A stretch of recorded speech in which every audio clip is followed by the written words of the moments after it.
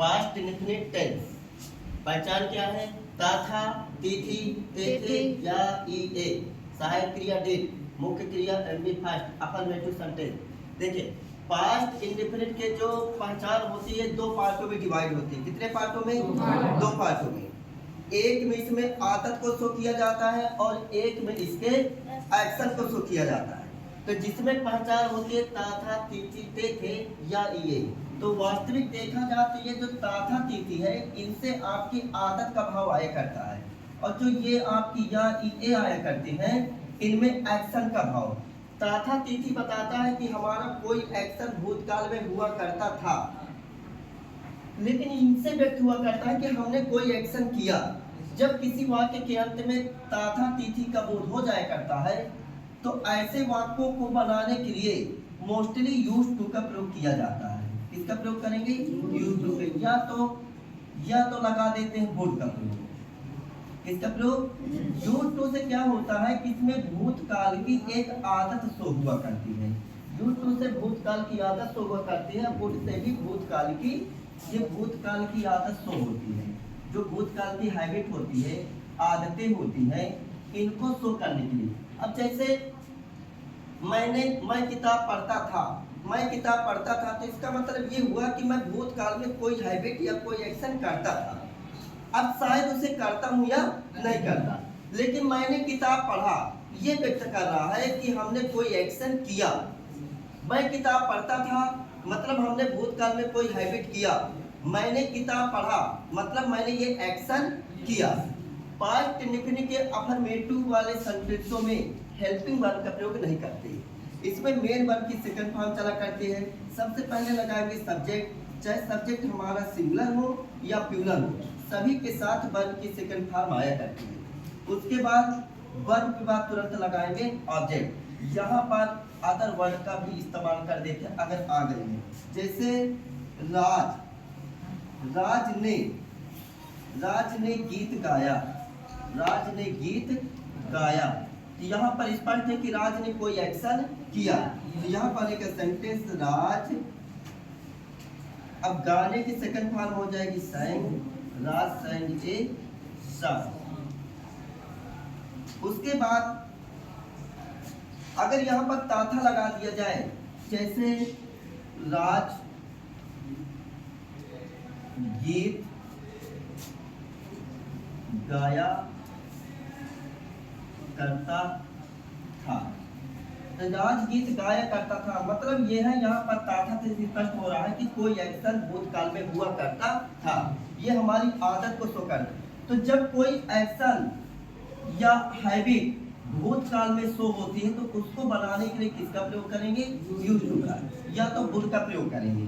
जैसे Raj used two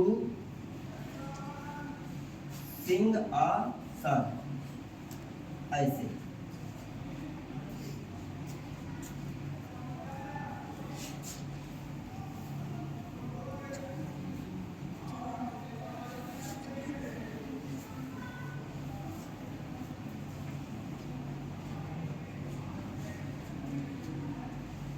MB second और used to का प्रयोग, यूज्ड टू। अब इनका प्रयोग कहाँ करेंगे? एमबी सेकेंड का प्रयोग तब किया जाता है जब कोई एक्शन होता है, जब कोई एक्शन किया जाता है, और यूज्ड टू का प्रयोग किया जाता है जब भूतकाल में कोई हैबिट शो की जाती है। ठीक है, दोनों का काम एक होता है। ये भूतकाल के एक्शन को बताता है और ये भूतकाल की आदत को बताता है।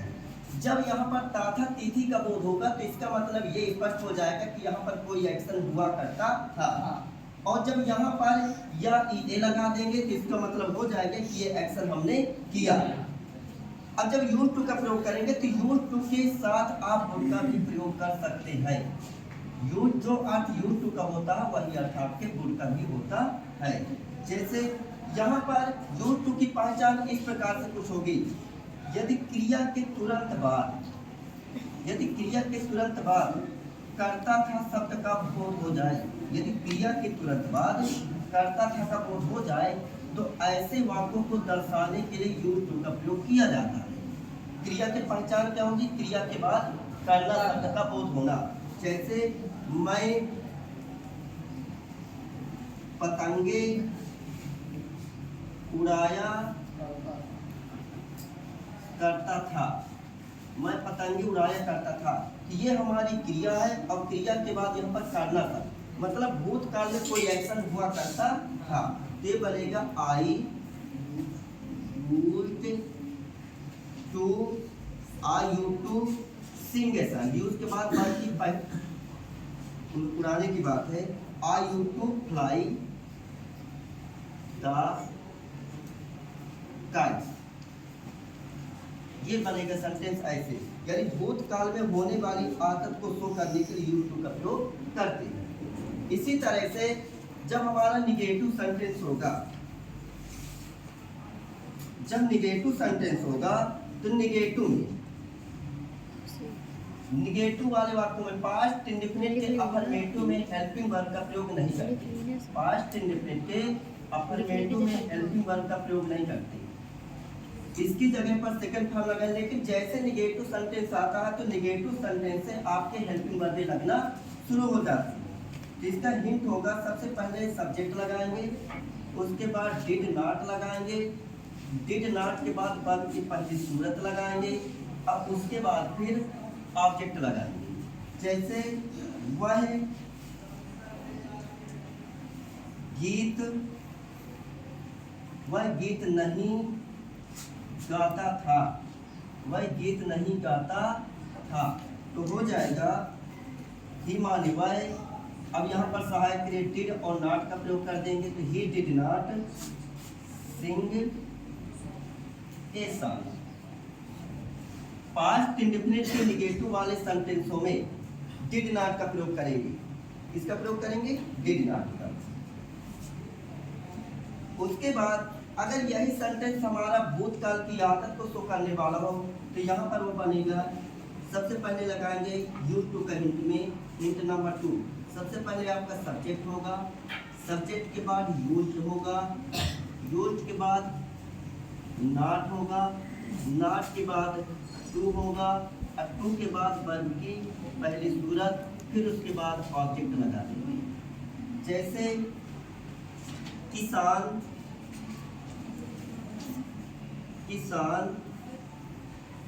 खेत नहीं जोता, किसान नहीं लिखा है, करता था, मतलब किसान भूतकाल में कोई एक्शन नहीं किया करता।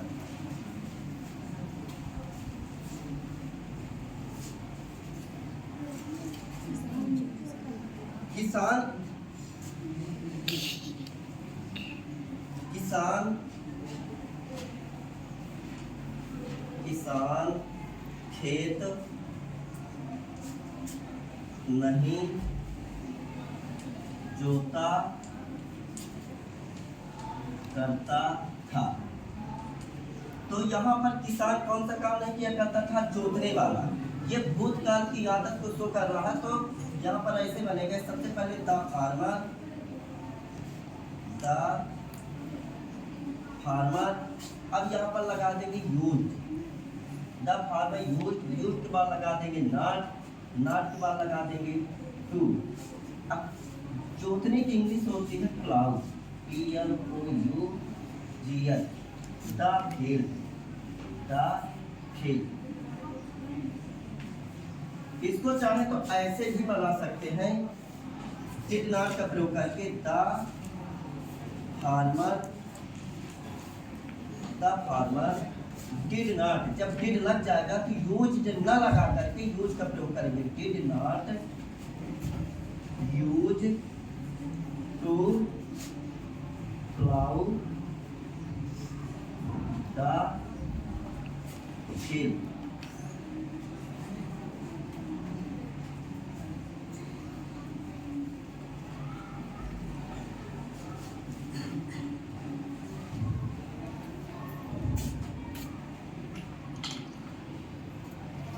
पास्ट इंडेफिनिट के नेगेटिव वाले सेंटेंस में यूज ऑफ नेवर,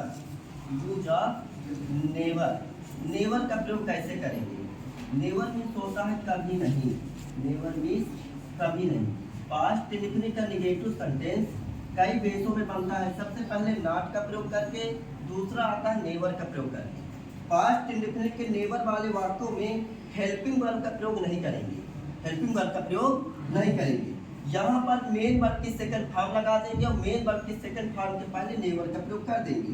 इसका हिंट होगा, सबसे पहले सब्जेक्ट लगा देंगे, सब्जेक्ट के बाद तुरंत नेवर लगाएंगे, नेवर के तुरंत बाद मेन वर्ब की सेकंड फॉर्म लगाएंगे, उसके तुरंत बाद ऑब्जेक्ट, ऑब्जेक्ट के बाद लगाएंगे अदर वर्ब। जैसे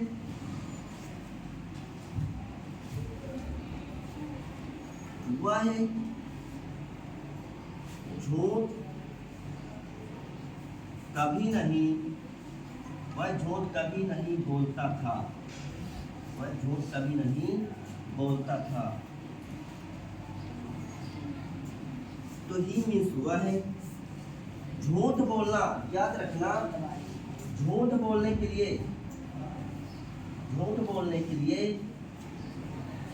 टेल ए लाई लगेगा, मीन्स होगा झूठ बोलना। झूठ बोलने में टेल लाई और सत्य बोलने में स्पीक द ट्रुथ, सच बोलना।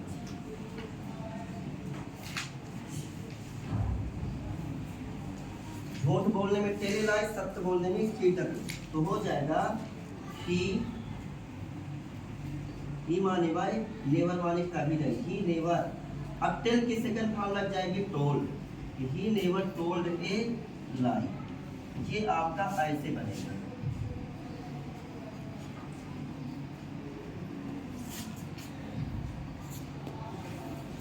उसके बाद नेवर का प्रयोग करते हैं मेन वर्ब के ठीक पहले, नेवर का प्रयोग करेंगे मेन वर्ब के ठीक पहले। और पास्ट इंडेफिनिट के नेवर वाले वाक्यों में हेल्पिंग वर्ब का